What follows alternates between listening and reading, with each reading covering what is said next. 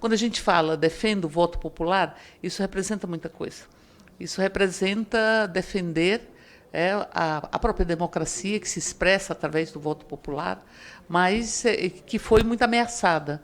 Nós estamos vendo como o fascismo se desnuda, não é? E, ao mesmo tempo, como nós tivemos tantas expressões de um período que a gente não fechou o ciclo dele, que é o período da ditadura, porque não houve justiça de transição, e se buscou arrancar também a memória, e, ao se arrancar a memória, se arranca a justiça e se arranca a própria verdade. Então, veja que nós tivemos formas diferentes. Nós tivemos o golpe vestindo toga, nós tivemos o golpe vestindo paletó e gravata, colocando botão parlamentar. E o que nós estamos vendo neste momento é que o golpe também se utiliza das suas velhas formas, das suas fardas rotas, das suas botas e baionetas literais, e de um período onde nós tivemos a existência das salas escuras de tortura. E muito me impressiona, deputada Erundiva, porque nós tivemos aqui uma homenagem ao Rubens Paiva. Nós inauguramos um busto com a imagem de Rubens Paiva. E o neto de Rubens Paiva, Chico Paiva Avelino, ele posta nas suas redes sociais, e isso foi difundido e foi relembrado pela Fórum, e cumpriu uma grande função de desnudar o que nós vivenciamos nesse Brasil. E ele dizia, em 2014, a Câmara fez um tocante homenagem ao meu avô, Rubens Paiva. Inauguraram um busto com sua imagem, em função de sua luta, incessante luta pela democracia, causa pela qual ele literalmente deu a vida. Minha família foi em peso. Emocionadas, minha mãe e minha tia fizeram discursos lindos e orgulhosos sobre a memória do meu pai. No meio de um deles, fomos interrompidos por um pequeno grupo que veio se manifestar. Era Jair Bolsonaro, junto com alguns amigos, talvez fossem os filhos, na época eu não sabia quem eram, que se deu ao trabalho de sair do seu gabinete e vir em nossa direção, gritando que Rubens Paiva teve o que mereceu, comunista desgraçado, vagabundo. Ao passar por nós, deu uma cusparada no busto, ou uma cusparada em uma homenagem a um colega deputado brutalmente assassinado.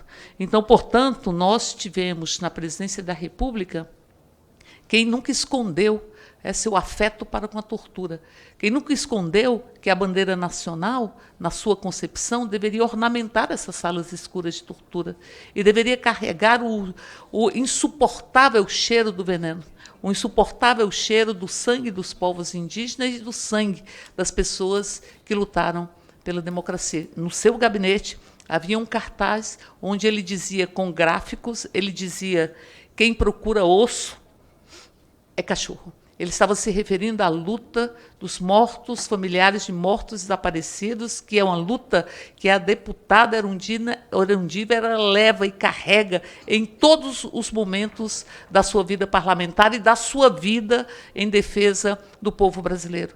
Então, portanto, nós estamos falando de voto popular, nós estamos falando que a resposta que tem que se dar é que essas pessoas estejam na cadeia. Aqui nós temos a Polícia Federal, e a Polícia Federal, numa investigação que foi provocada por uma delação de quem estava no centro e no ápice do próprio golpe. E aqui se diz, efetivamente, Bolsonaro planejou, ajustou e elaborou um decreto que previa a ruptura institucional. Tem que ir para a cadeia.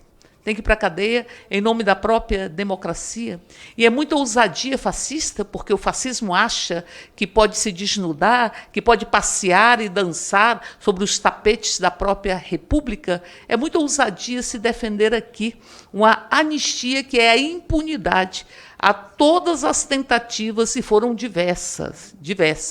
O Brasil inteiro viu os quartéis sendo ocupados, na frente dos quartéis, a ocupação de quem exigia de forma muito nítida a intervenção militar.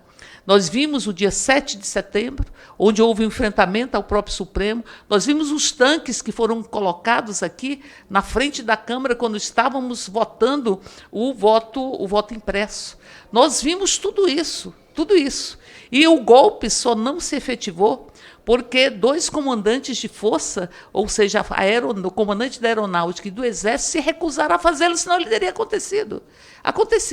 E ele diz, bom, mas eram 4 generais de reserva, o seu filho, que provavelmente será o seu candidato a presidente da República, ele dizia, basta um cabo, um soldado e um jipe para fechar o próprio Supremo, que é a empáfia e a ousadia e a falta de qualquer tipo de pudor ou de qualquer tipo de sentimento democrático desses que ocuparam a presidência da República em um período que foi um período muito, muito, muito duro para o Brasil, porque o Estado foi capturado para exercer o contrário do que seria sua função precípua, e o Binho sabe disso no que diz respeito ao Ministério do Meio Ambiente com a política antiambiental.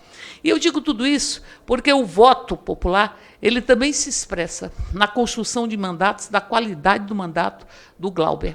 O Glauber sempre foi tomado e sempre expressou, primeiro, uma profunda coragem.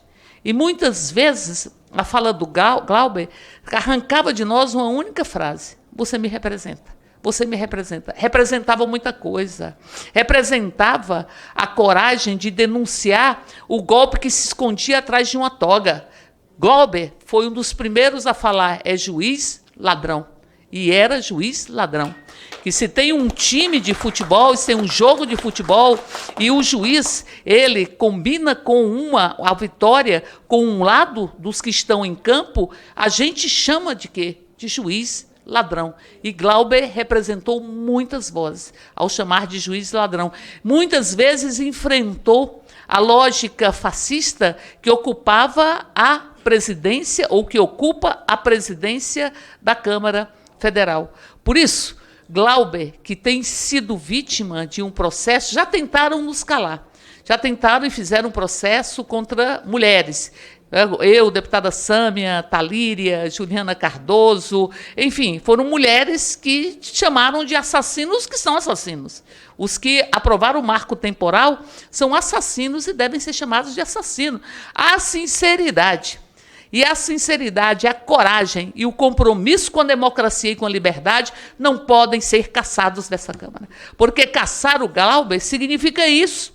Significa uma tentativa de calar, e ele não se calará, porque nós também não nos calaremos, porque estamos aqui numa verdadeira sinfonia em defesa da própria liberdade. Por isso que defender o mandato de Glauber significa defender muita coisa. Onde tiver um movimento que enfrenta o sexismo, que enfrenta a ditadura, que enfrenta o racismo, onde tiver um movimento que defende os direitos de trabalhadores e trabalhadoras, nós vamos ter este parlamentar chamado Glauber Braga, presente. E é por isso que a gente tem que transformar todas as nossas ações em ações que tenham, neste momento, um foco absolutamente determinado de defender o mandato de Glauber, que não é do Glauber, é de cada um e cada um de nós.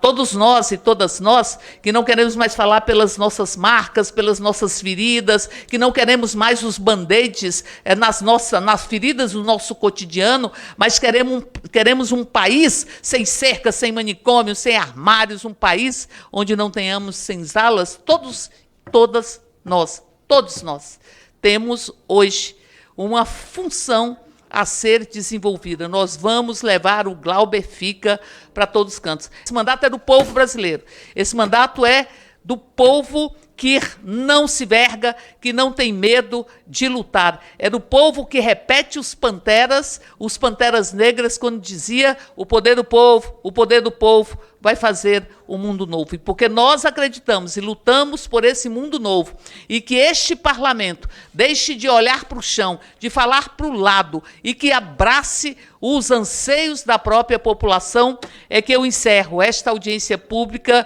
dizendo: Glauber Fica. E convido todas as pessoas para que encerremos coletivamente, dizendo: Glauber Fica! Glauber Fica!